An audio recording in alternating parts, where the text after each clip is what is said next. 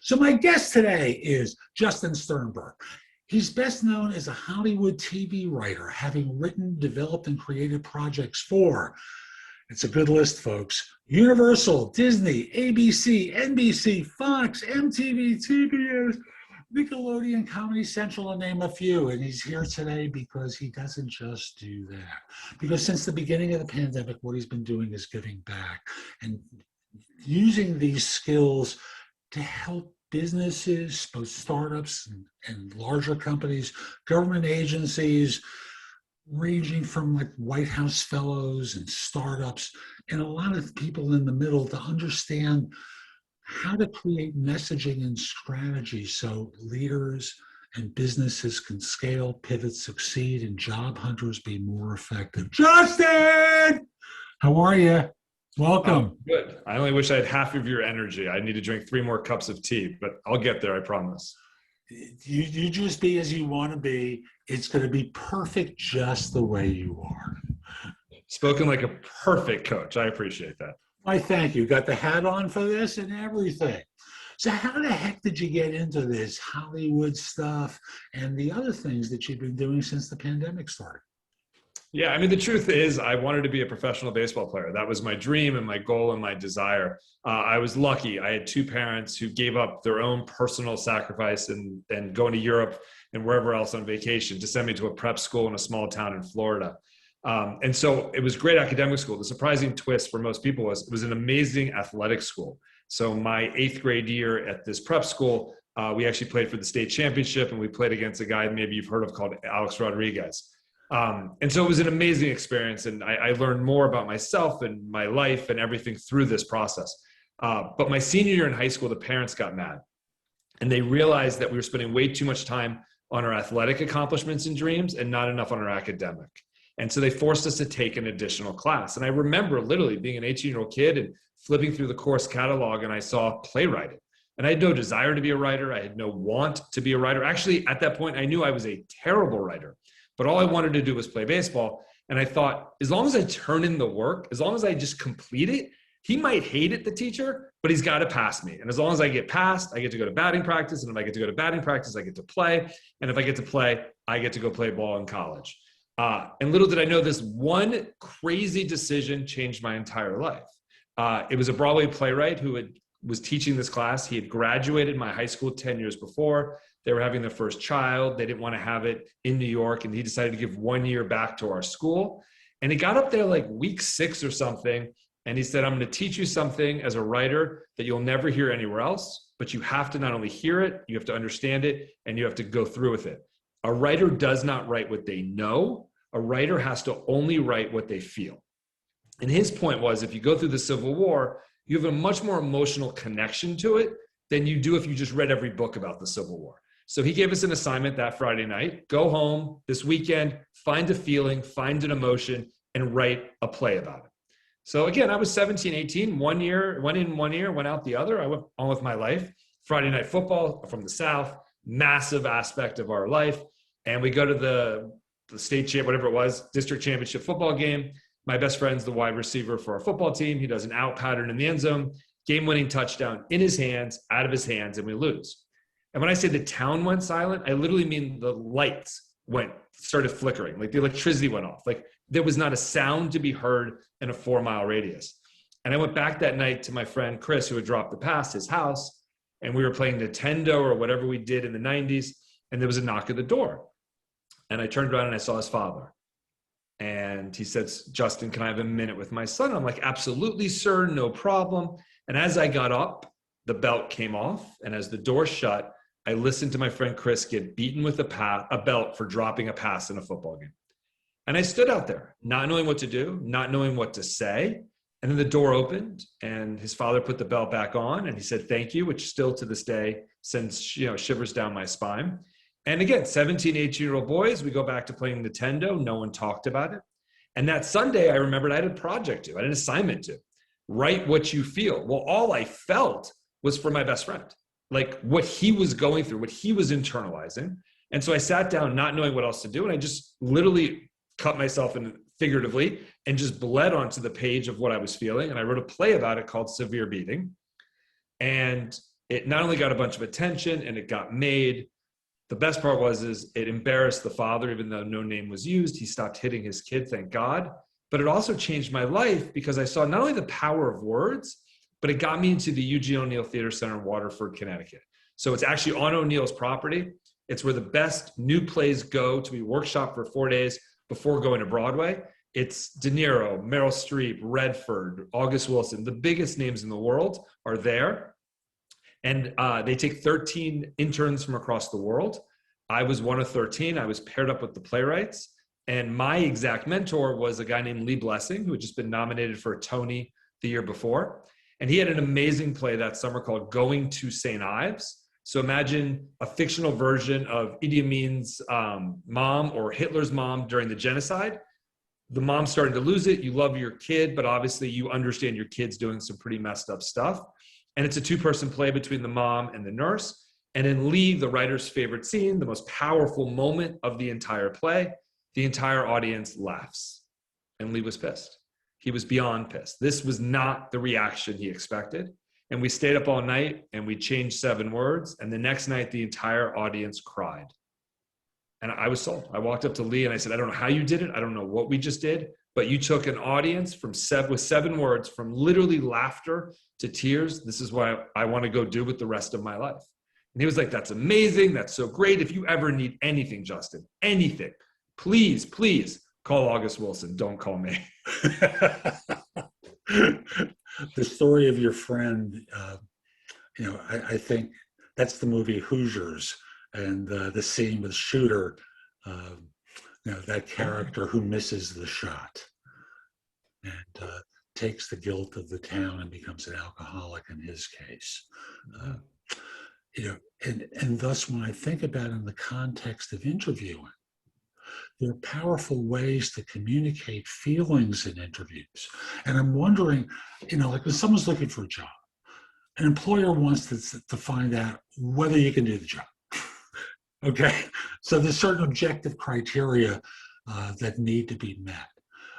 And I'm curious if you were applying this idea of communicating the feeling into a job interview and telling a story there, how someone might go about doing it.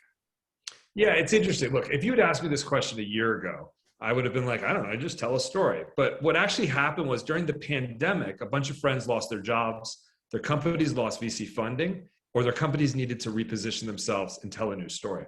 And so they all called me for this exact question. Like, I need to connect with people in this new Zoom world in ways I've never known before. You know how to tell stories. Will you help me?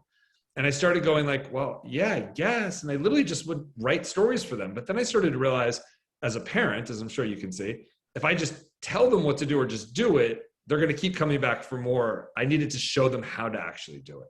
And so I sat down at my whiteboard and I said, a movie usually has what we call 15 beats, these 15 moments, these goalposts, these like building blocks of a story. And every story, whether it's Hoosiers or whether it's your favorite comedy, are all built on the exact same 15 beats.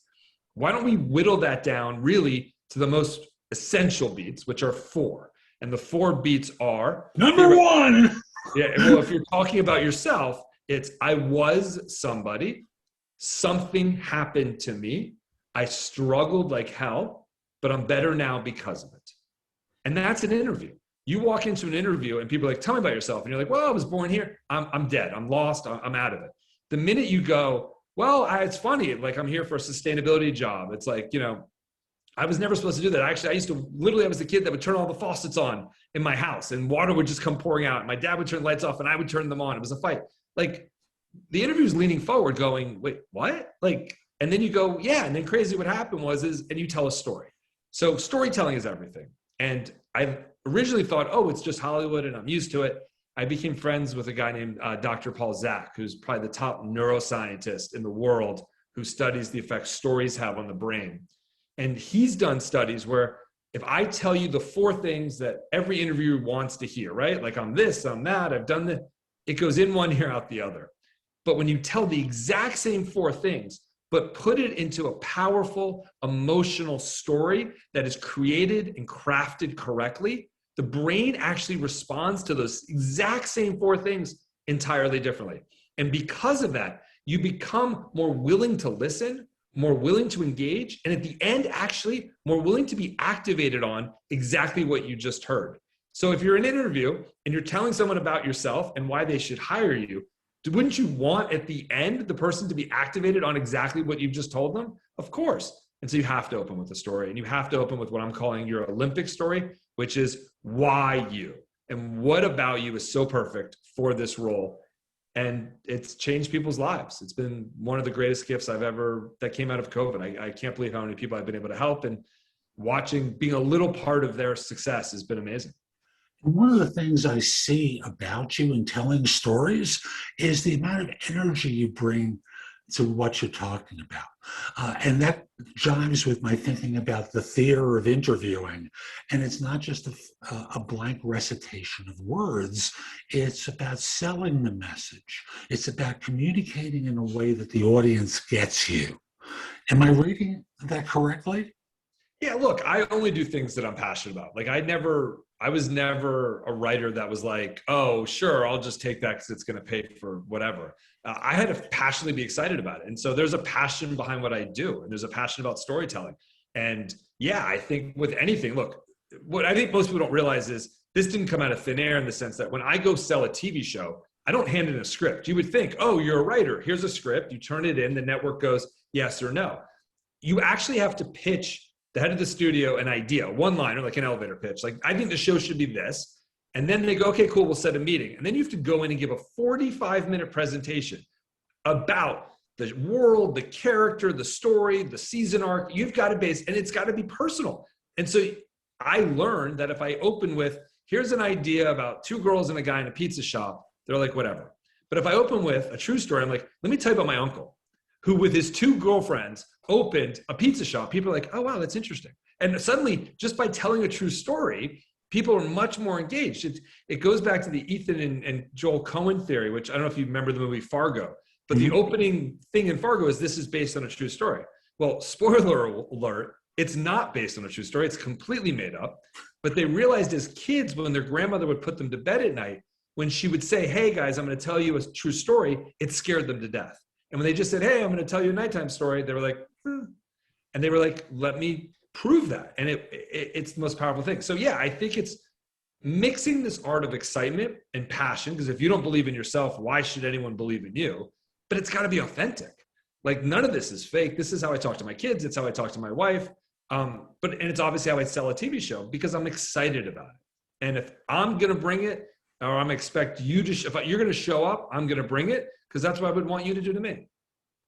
Excellent. Now, you were talking about the Olympic story, and could you talk about that a little bit more? And what made you use the term Olympic? I tend to think of that as a hero story. Is it the same thing?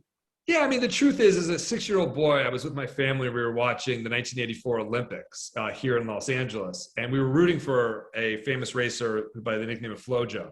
And right before the gun went off and the race started, NBC, or I think it was NBC at the time, cut to a little promo about another racer who grew up like 2 miles from where the track that they were actually going on. And she was a girl who didn't have much direction. She didn't know what she was really going to do with her life. Her brother was a massive athlete. He was on a college scholarship.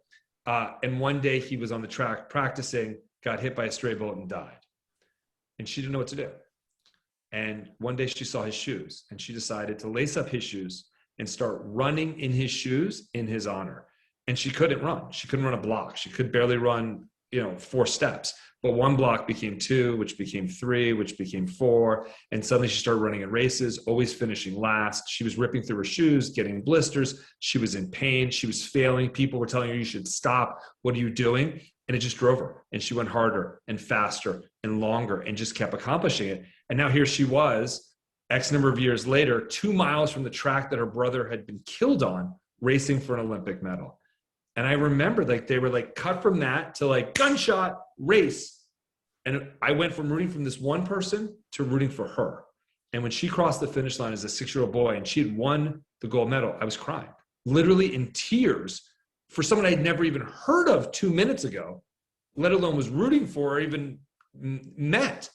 And I realized the power of a story. Stories changed me from rooting from one person to another simply because it encouraged me to find a feeling in me that had to be part of something she was part of.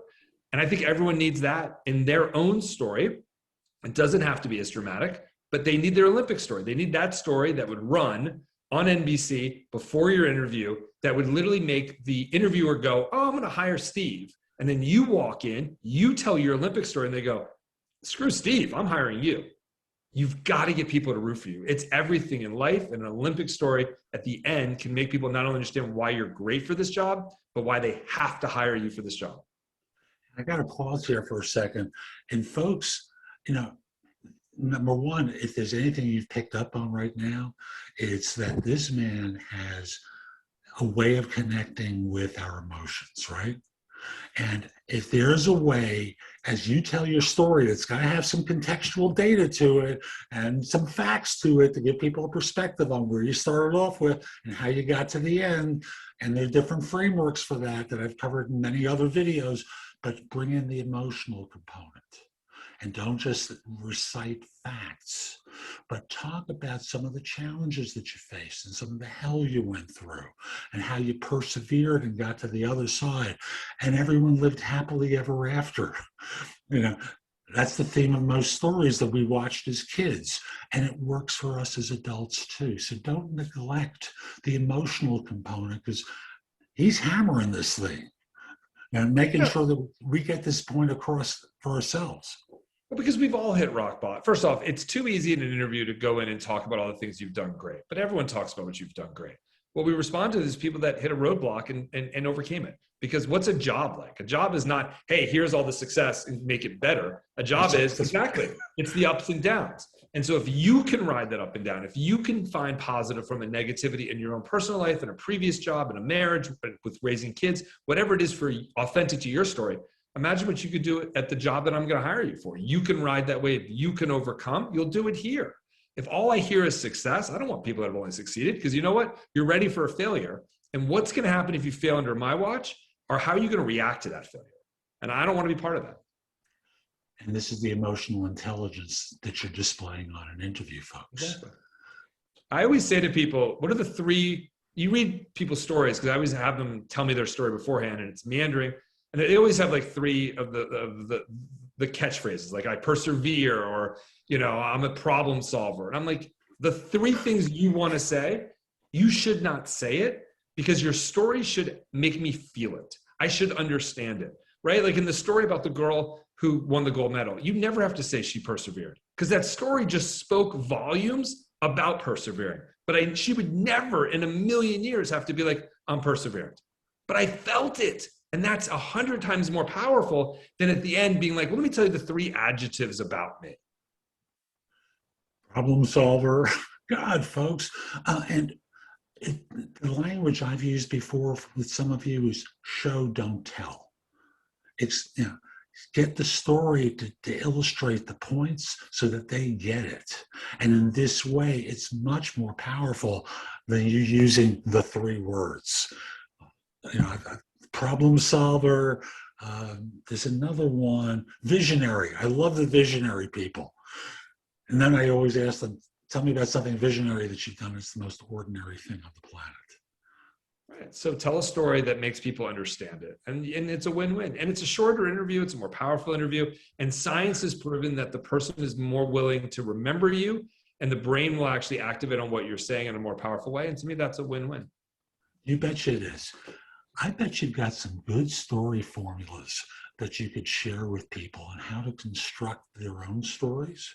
Am I right about that? Or yeah, I mean, again, it goes back to this notion of every Hollywood movie is 15 beats. And so I've narrowed it down to, I mean, the truth is every movie would only need to be 3 minutes long, but you wouldn't be willing to pay $40 for that. So they needed to extend it. So it's like, he's in California, hence the price $40, by the way. Right. Folks. Well, but that's why those bad guys close in, right? You ever seen this movie where it's like the bad guy's about to shoot him, and then if he gets away, and then they have to, bad guys regroup, and bad guys, you have to like redo it all again, because, you know, otherwise you wouldn't buy enough popcorn. Yeah, there's, again, when you're telling a story, an interview story, it is 4 beats. Literally, it is 4 beats. And I'll say them again. I was somebody. Who were you? Tell me contextually who you were. I was the least likely person in the world to be sustainability. I was the kid that was running running the water or whatever all the time in the house. Or, I worked with a college quarterback for a while who was telling his story. He wanted to get into consulting. And he was like, I can't connect the two. And I'm like, are you kidding me? Your job as a college quarterback was to find holes and find receivers that would fit into that hole. As a consultant's job is to find a hole in a program and find the solution for it. And so we were able to connect that story. But the least likely thing a consultant hears is, I was a college quarterback. They're like, huh? What are you talking about? So you have to open with something catchy. You have 10 seconds, science says, to pull them in. Who were you, right? Which has to be 180 degrees different than who you were at the end. Because if who you are at the beginning and who you are at the end is the same, it's not called a journey. It's actually called standing still. And standing still will bore me to death. So who were you? Something had to have happened to you. If you chose to do it, I don't care. It's not powerful. Something had to have happened to you. What happened to you that changed everything? So for me, I wanted to play baseball, but then I saw my friend get beat with a belt. That changed everything. What happened to you that changed you? In movies, it's when, the bank forecloses on the house, you lose a job, you catch your husband or wife cheating on you. Something happened to you. This is the pivotal moment in your story. Without this one moment, there is no reason to tell your story. It is the crux of every movie, is this one moment, and it is essential to your story. And you, as the hero of your own story, cannot have done it. It has to be done to you. What you will do is later. If you chose to do it, it's not powerful. So I was somebody, something happened to me, and because of all this, I struggled like hell. What happened, right? I started a new job. I didn't know what to do. I suddenly realized I needed to go try to help my best friend who had gotten beaten with a belt. Where do you look? I'm 17 years old. Tell that story. And it has to end with hitting rock bottom. Oh my God, the world was colliding. It was falling apart. There was nowhere for me to go. I was on the bottom. And it's that moment where you think, there's no way out. There's no way to overcome this. And people always say, why do I need that? I need it because I need to have this emotional moment when I'm hearing your story to go, you overcame this? How did you overcome this? I need to think there's no way you can overcome it. And so that's what we call your path to success. So I was somebody, something happened to me. Your path to success is all the struggles you had. And then who you are now, which is the hero rise. I'm better because of it. I'm stronger, I'm faster, I'm more able to be a part of your organization. I'm perfectly in line with what you're doing. Because of everything I went through and what I've overcome, I've learned and I've accomplished this, this, and this. That's the part in an interview you list the 3 things that every company needs or what they want or what they're asking for. You put it there, but it's because of what I've gone through and what I've overcome that I can now make this job so much better for you that you'd be lucky to have me. And what you're basically saying there is, this is not just a job. This is not just a career. It is what was perfectly placed in front of me that my entire life is built to get to this point that I'm sitting here with you, that you are lucky to have me. And you need to truly feel that. And I think that some of the people I work with are not as passionate about what they do as you and I are. And I'm wondering, is there a way that the introvert, I'm not talking about energetic introvert, but the emotional introvert, the one who's maybe profoundly shy, can do that same kind of a story? And if you could illustrate something along those lines, for those people in my audience, that they could get it. Yeah, look, I've looked with a lot of engineers come to me and they say, I'm up for this job and I dream in numbers and you dream in stories. We dream in different things. How do I do it? Passion is part of it. But obviously, look, if you're interviewing for a coding job and you're going to be in a cubicle, passion's not part of it. That's fine. What I do is passionate. So you don't have to have as much passion, but I need to understand what brought you here. Right? And that needs to be part of it. And what we like to hear is that people went through a process and a struggle and something that they were tested on. And I don't care if you're an engineer. I don't care if you're a baseball player. I don't care if you are you fix staplers for a living. It doesn't matter what you do. It doesn't even matter if you don't even like it. I want to know what the process was to get you. Why are you sitting here? I didn't call you. You called me. You applied for this job. So why are you here? Well, something brought you here. There's some reason that you are in front of me today. Why? And tell that story. That's what's important. And I'm wondering if at the end of this, what a person's trying to communicate is why this matters, why they care. And that has to be, and I know you know the answer, but I'm making sure the audience, and that this matters to you, so that in this way, you're able to be effective. You're able to be powerful. You're able to connect with the audience in a way that they feel you. Even if you're an introvert, even if you're someone who's very shy and afraid to connect with people for whatever the reason might be. Look, connecting with people and speaking, I mean, there's a reason why, and I say this as a son of an endodontist, but there's like two things that most people don't want, right? They don't want a root canal, which is my father, and they don't want public speaking. Those are like the two nightmares of most people. So it's ironic that as someone of a son of an endodontist who does root canals, I now do public speaking. It becomes the confidence of why you, and why should you get this job is really important. But if they're interviewing you, there's a bunch of candidates that all can do the job. So it's not that I can do this job better. It's that what I have done in my past has positioned me to a time and a place that I am perfect for this job now in ways that others are not. Because it's not necessarily always I want the best candidate or the person who's best at it. I want the best overall package. I want the person that doesn't pretend like they know always the answer, right? Like I've interviewed hundreds of leaders, and the thing they say the most is they don't need the one that always knows all the answers. They want the one that'll work the hardest, that'll ask when they don't understand something, and that will take ownership of the problem so that they're not knocking on the door and saying, what do I do? But they're knocking on the door and saying, here, I completed it. So what from your past can you explain in a way that shows that you've overcome adversity, that you take on projects, that you conquer those projects, and that you are perfectly aligned for this organization and this company, and that it means something, like you said, to me personally to work here, because this is more than just a job. And I think of the acting that goes along with this and the eye contact that's necessary for it.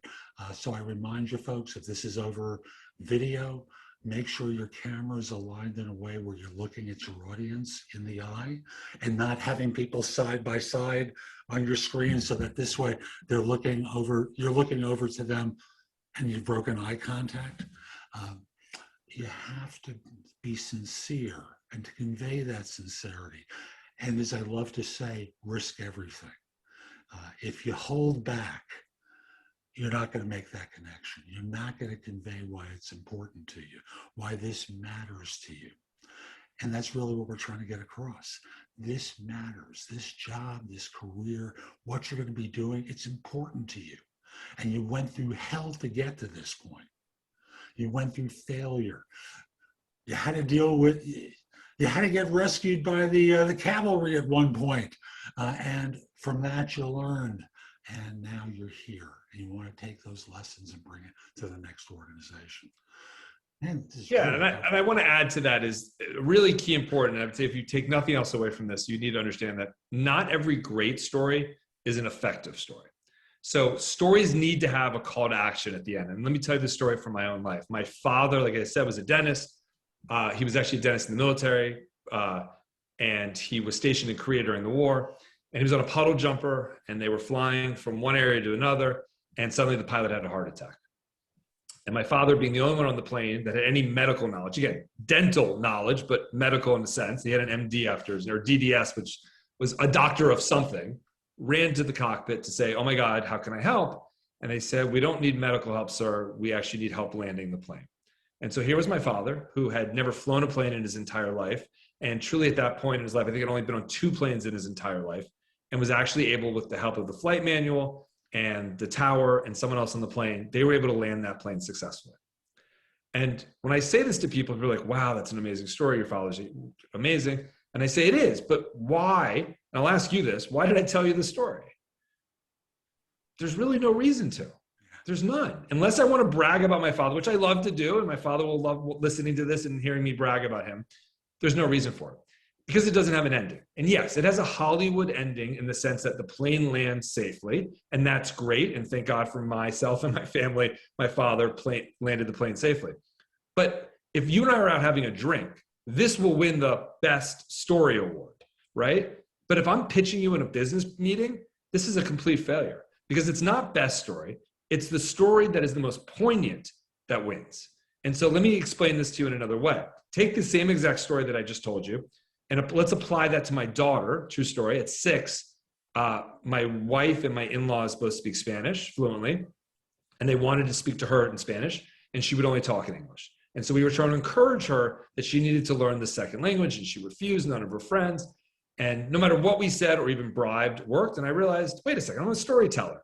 Forget words and adjectives. Let me tell her a story.